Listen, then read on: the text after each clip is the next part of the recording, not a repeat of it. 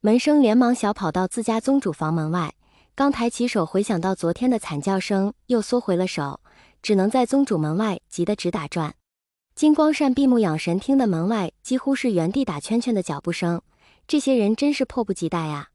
昨天晚上自己的好儿子一次都没有来过，说是忙着处理秦素的身后事，自己怎么那么不相信呢？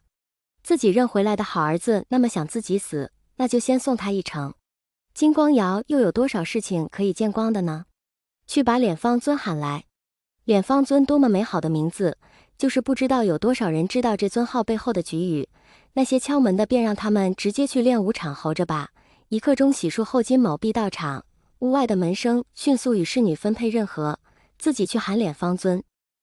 让侍女去找一个仆从带领那些家主前往练武场等候，并且传达宗主的意见。敛方尊，宗主喊你过去。门生敲了敲金光瑶的房门。金光瑶缓缓睁开眼，环顾四周，已经只有自己的衣物与东西了，另一个人的生活痕迹已彻底抹去。金光善喊自己过去，金光瑶嘴微微角上扬，他都能想象到这位父亲知道自己也有做局之时的气急败坏。现在喊自己过去，无非就是垂死挣扎。不知父亲唤阿瑶有何事？金光瑶见着金光善已经洗漱完毕，笔直地站在房内，心里却发笑得很，什么时候都要面子啊。阿瑶，你知道你最大的问题吗？金光善转过身，难得温厚地对着金光瑶说道，你呀沉不住气，你认为能把我逼到绝境，甚至逼死我。可你认为那群贪生怕死，只敢跟着金家屁股后面捡漏，应和两句的人能做到什么？跟着金家屁股后面捡漏。闻言，金光瑶痴痴地笑了起来。射日之争，不夜天，乱葬岗围剿，金家哪里出力了？是金家捡其他家的漏吧？父亲，阿瑶不知道你在说什么。金光善也知道这个便宜儿子到现在还在装傻充愣，但既然都走到这一步了，孟瑶，你能入我金家是因为你身上流的一半是我的血，我赏识你，分权于你，你若老老实实也就算了，可你却不安分。我给你那些东西，你偷偷藏了起来，没有销毁，就为了事发可以脱身。金光瑶丝毫不意外，微笑道，既然父亲都知道，那父亲打算怎么处理？你不是觉得这是我的死局吗？那你就看着我如何破局，破局之后你再自行去了吧。金光善大步推开门，背对着金光瑶说道。练武场上众人一反常态的安静，他们也不知道接下来将面对的是怎么样的局面。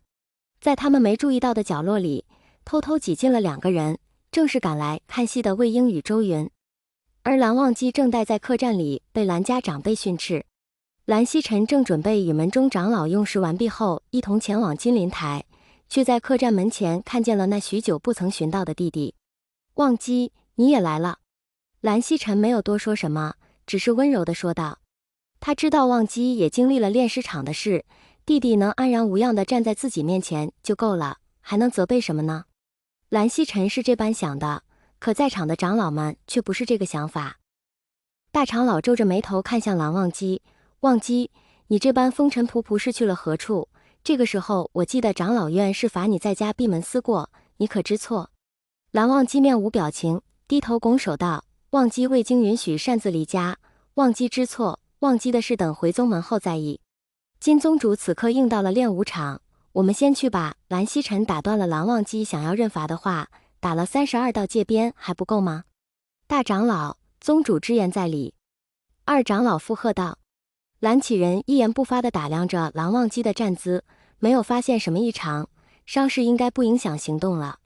蓝启仁想到蓝忘机闷声不吭地离了家，连张字句都不留，气呼呼地哼了一声，甩着袖子先行一步离去。蓝忘机垂眸，默默地跟在兄长身后。此次无故离去，是让叔父和兄长担忧了。姑苏蓝氏一行人几乎是金光善刚入座时到了金家的练武场。你们想说什么？今天怎么哑巴了？金光善如同吃了枪火炸药，对着仙门百家上来就是一顿数落。聂明觉不悦，当即示意弟子将鬼修与活尸带至练武场中心，同时将发现的金家刑具一同扔到活尸边上，放声道：金宗主，你金家作何解释？解释。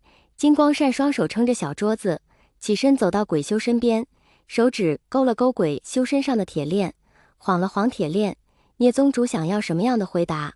我告诉此事是你的好三弟敛方尊策划，你可信？金光瑶虚弱地对着众人笑了笑，惨白着脸说道：“在下哪有那么大的本事？